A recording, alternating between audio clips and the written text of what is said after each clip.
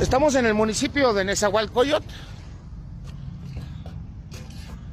y miren los gobernantes que tenemos, a las autoridades policíacas, guardias nacionales, los tienen barriendo las calles, limpiando cosas que no deben de hacer ellos, denigrando su uniforme, denigrando su estatus como oficiales, siendo que la sociedad tiene sed de seguridad. Ellos, en lugar de que estén en labores de cuidar y vigilar ahorita situaciones que están sucediendo de seguridad pública, los tienen barriendo calles. Y el gobierno embolsándose la lana de los baches. Porque una de dos, o lo están desviando a otros programas el dinero, o se lo están echando a la bolsa. No hay de otra.